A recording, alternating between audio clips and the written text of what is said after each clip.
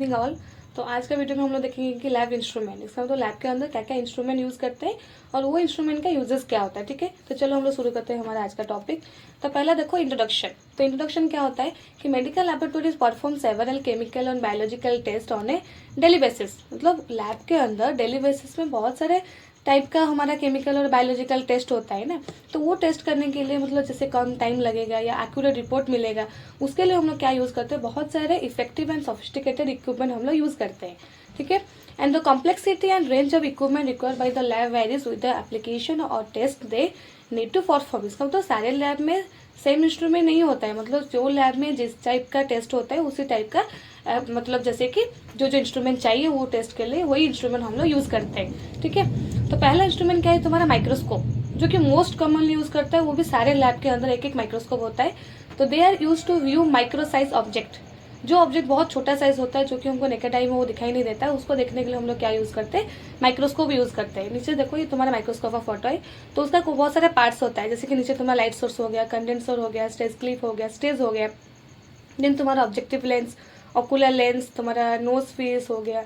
यहाँ पे तुम्हारा देखो दो फोकस करने के लिए दो है, जो कि तुम्हारा पहला कोर्स फोकस होता है, देन तुम्हारा फाइन होता है। तो ये तुम्हारा हो गया कि तुम्हारा माइक्रोस्कोप का पार्ट्स। ठीक है, और यूज़ हम लोग किस लिए करते हैं कि कोई माइक्रो साइज ऑब्जेक्ट को देखने के लिए हम लोग क्या यूज़ करते हैं, माइक्रोस्कोप। सेकेंड इंस्ट्रूमेंट क्या है, देखो सेंट्रीफ्यूज। वो भी कॉमनली मतलब मिलता है लैब इंस्ट्रूमेंट के। तो यूज़ करते हैं क्यों ना, हम कोई फ्लूइड को सेपरेट करने के लिए।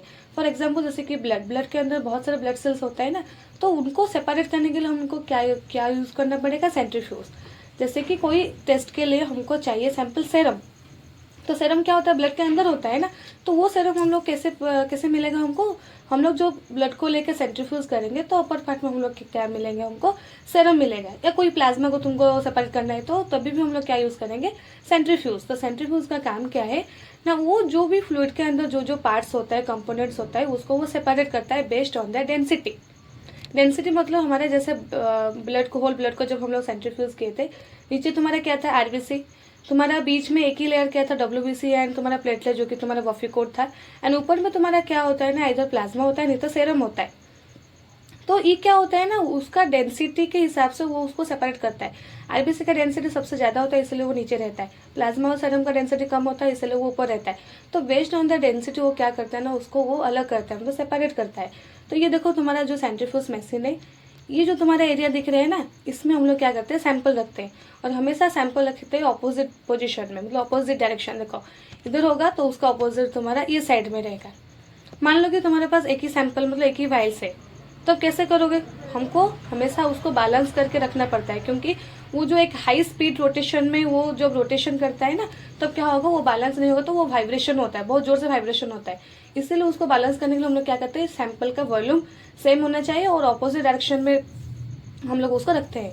तो जैसे कि तुम्हारे पास एक ही सैंपल का वाइल्स होगा तो वही सेम अमाउंट का क्या करना, एक प्लेन वाइल में तुम मतलब वाटर लेके उसको बैलेंस करके उसका ऑपोजिट डायरेक्शन में रखना है।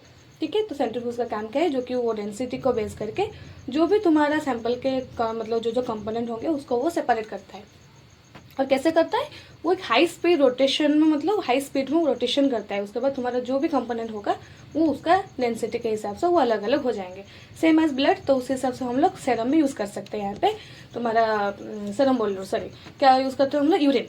जैसे कि कोई यूरिन का कोई नीचे का कोई सेल्स या बैक्टीरिया या पैरासाइट कुछ देखना होता है तो उसको भी हम लोग सेंट्रीफ्यूज कर सकते हैं यूरिन को। तो ये तुम्हारा हो गया सेंट्रीफ्यूज। उसके बाद तुम्हारा देखो हेमोग्लोबिनोमीटर। तो हेमोग्लोबिनोमीटर क्या होता है, एक तुम्हारा मैनुअल होता है, ये देख रहे हो ना, ये तुम्हारा सैलिस हेमोग्लोबिन ट्यूब या कंपैरेटर बोलते हैं।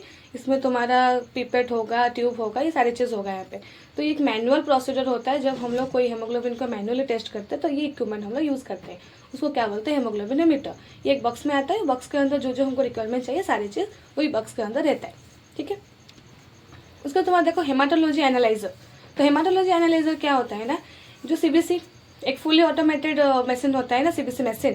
तो फुली ऑटोमेटेड का मतलब क्या है कि हमको कुछ नहीं करना पड़ेगा, हम लोग सिर्फ उसको सैंपल देंगे, वो हमको रिजल्ट रखे वो दे देगी। ठीक है, उसको हम लोग क्या बोलेंगे, फुली ऑटोमेटेड एनालाइजर। हॉस्पिटल में लैब में क्या होता है, 3 टाइप का प्रोसीजर फॉलो करते हैं कि तुम्हारा मैनुअल जो कि हम लोग खुद करेंगे, सेमी ऑटोमेटेड का मतलब क्या है, जो कि हम लोग आधा करेंगे आधा मशीन करेगा। उसको हम लोग क्या बोलेंगे, सेमी ऑटोमेटेड। फुल्ली ऑटोमेटेड का मतलब क्या है कि जो कि हम लोग सिर्फ उसको सैंपल देंगे, बाकी वो सारे प्रोसीजर करके हमको वो फाइनली रिपोर्ट देंगे, उसको हम लोग क्या बोलेंगे, फुल्ली ऑटोमेटेड। तो ये जो तुम्हारा हेमाटोलॉजी एनालाइजर है, ये एक तुम्हारा फुल्ली ऑटोमेटेड मशीन होता है, जो जिसमें क्या होता है, हमारा जितना टाइप का ब्लड सेल्स, जैसे कि RBC, WBC, platelet, haemoglobin, WBC का जो तुम्हारा 5 टाइप का सेल, सारे ब्लड सेल्स का काउंट एक ही रिपोर्ट में आता है, उसको ही हम लोग क्या बोलते हैं, सीबीसी। एंड सीबीसी कहाँ पे होता है, तुम्हारा हेमाटोलॉजी एनालाइजर, और उसको हम सीबीसी एनालाइजर भी बोल सकते हैं। तो वो जो फुल्ली ऑटोमेटेड होता है ना, तो फुल्ली, जैसे कि मैनुअली हम लोग जो भी टेस्ट करते हैं, एक्सपेरिमेंट करते हैं, उसका एक मेथड होता है। सेम चीज़ जो फुल्ली ऑटोमेटेड होता है, फुल्ली ऑटोमेटेड के अंदर भी एक मेथड फॉलो करता है। तो यहाँ पे जैसे कि तुम्हारा यहाँ पे देखो क्या लिखा हुआ है, रेडियो फ्रीक्वेंसी हो गया, तुम्हारा लाइट स्कैटर फेनोमेनन हो गया, फ्लो साइटोमेट्री हो गया, ये तुम्हारा फुली ऑटोमेटेड मेथड होता है। तो वही मेथड में क्या करता है, वो टेस्ट को प्रोसीजर करके हमको वो फाइनल रिपोर्ट देता है, ठीक है। और ये सीबीसी का भी बहुत पैरामीटर्स होता है, जैसे कि 3 पैरामीटर हो गया, 5 पैरामीटर हो गया, 7 पैरामीटर हो गया। 3 पैरामीटर वो जो पहला हम लोग यूज़ कर रहे थे, वो 3 पैरामीटर का था। 3 पैरामीटर में क्या हो रहा था ना, सिर्फ आरबीसी और डब्ल्यूबीसी, प्लेटलेट, 3 टाइप का ब्लड सेल्स आता है। जब 5 पैरामीटर आया, 5 पैरामीटर क्या होता है ना, आरबीसी, डब्ल्यूबीसी, प्लेटलेट, उसके साथ हमारा जो डब्ल्यूबीसी का 5 टाइप का सेल हो गया, उसको भी वो एक साथ में रिपोर्ट करके देता है। उसके बाद अभी जो तुम्हारा 7 पैरामीटर आ गया, 7 पैरामीटर में क्या होता है ना, तुम्हारा सीबीसी भी आएगा, मतलब सीबीसी में जैसे कि तुम्हारा 3 टाइप का ब्लड सेल्स हो गया, एंड तुम्हारा डब्ल्यूबीसी का 5 टाइप का सेल, उसके साथ तुम्हारा क्या आता है, वहीं पे तुम्हारा ESR आएगा। ESR जो तुम्हारा एरिथ्रोसाइट सेडिमेंटेशन रेट होता है। तो ये दोनों मिलके क्या आता है ना, सीबीसी के जो रिपोर्ट आता है वहीं पे आता है। तो वो होता है तुम्हारा 7 पैरामीटर, जो कि वो एडवांस होता है। अभी हम लोग मतलब मोस्ट कॉमनली लैब में हम लोग 5 पैरामीटर का सीबीसी मशीन यूज़ कर रहे हैं। उसका तुम्हारा देखो बायोकेमिकल एनालाइजर, तो ये भी एक बहुत फुली ऑटोमेटेड ही एनालाइजर है, जो कि हमारा बायोकेमिस्ट्री लैब में यूज़ करते हैं। तो बायोकेमिकल जितना रिएक्शन हो गया, जैसे कि तुम्हारा फॉर एग्जांपल LFT, RFT, जो liver function test, kidney function test, तुम्हारा थायराइड हो गया, एंड तुम्हारा जो भी प्लाज्मा प्रोटीन हो गया, तो ये सारे टेस्ट होता है हमारा फुली ऑटोमेटेड एनालाइजर, जिसको हम लोग बोलेंगे बायोकेमिकल एनालाइजर, ठीक है। सारे बायोकेमिस्ट्री लैब में तुम देखे होगे बड़ा सा एक मशीन होता है, तो वो होता है तुम्हारा बायोकेमिस्ट्री एनालाइजर, जो कि फुली ऑटोमेटेड होता है। एंड ये भी बहुत सोफिस्टिकेटेड इक्विपमेंट है एंड बहुत कॉस्टली भी होता है। उसका तुम्हारा देखा कोआगुलेशन एनालाइजर, तो एनालाइजर मतलब जो तुम्हारा एनालाइज करके देता है, उसको हम लोग क्या बोलेंगे, एनालाइजर। तो कोआगुलेशन एनालाइजर मतलब क्या होता है ना, जो हमारा क्लॉटिंग का कोई टेस्ट हो गया, कोआगुलेशन को एनालाइज करने के लिए हम लोग जब यूज़ करते हैं, उसको क्या बोलेंगे हम लोग, कोआगुलेशन एनालाइजर। तो देखो क्यों करते हैं, जैसे कि किसी का ब्लीडिंग या क्लॉटिंग लेट में हो रहा है, या कोई ब्लीडिंग डिजॉर्डर है, या बॉडी के अंदर जो हमारा हेपारिन या राफारिन है, वो कैसा मेडिकेशन जो ले रहे हैं वो कैसा इफेक्टिव हो रहा है या नहीं हो रहा है। तो क्लॉटिंग रिलेटेड जो भी डिजीज हो गया, टेस्ट हो गया, जैसे कि प्रोथ्रोम्बिन टाइम, तो उसको टेस्ट हम लोग कहाँ पे करते हैं, कोआगुलेशन एनालाइजर में। इसमें भी हम लोग क्या करेंगे, सिर्फ उसको प्लाज्मा दे देंगे, देन उसके अंदर में तो रिएजेंट पहले से ही लोड हुआ होगा, तो हम लोग सिर्फ सैंपल देंगे, उसके बाद कुछ सेकेंड या कुछ मिनट में वो हमको रिपोर्ट दे देता है, ठीक है। ये तुम्हारा हो गया कोआगुलेशन एनालाइजर। उसके बाद देखो auto stainer. Auto means automatic, stainer का मतलब क्या आता है, जो स्टेन करता है।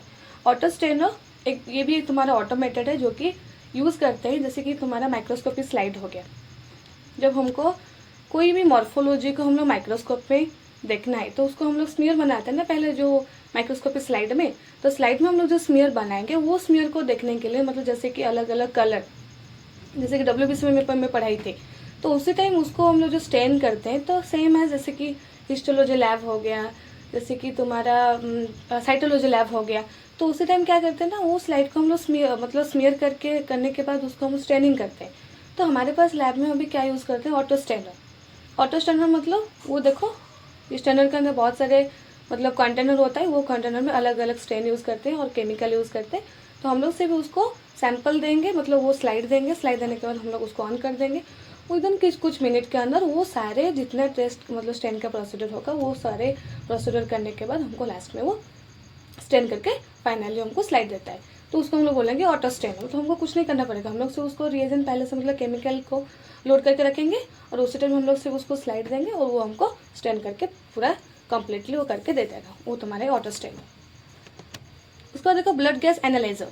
तो ब्लड गैस एनालाइजर क्या होता है, समझ में आ रहा है ना। एनालाइजर मतलब जो एनालाइज करता है, ब्लड गैसेस मतलब जो कि हमारा ब्लड के अंदर जो गैसेस होता है, जैसे कि तुम्हारा ऑक्सीजन हो गया, कार्बन डाइऑक्साइड हो गया, pH हो गया, इसको देखने के लिए हम लोग क्या यूज़ करते हैं, ब्लड गैस एनालाइजर, ठीक है। ये भी तुम्हारा विदिन कुछ मिनट के अंदर हमको टेस्ट करके वो रिपोर्ट दे देता है।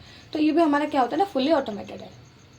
हम लोग से उसको सैंपल देंगे, सैंपल देने के बाद वो हमको जैसे कि ऑक्सीजन कितना है, कार्बन डाइऑक्साइड कितना है, वो हमको वो रिपोर्ट करके दे देगा। उसका तुम्हारा देखो एनालिटिकल बैलेंस।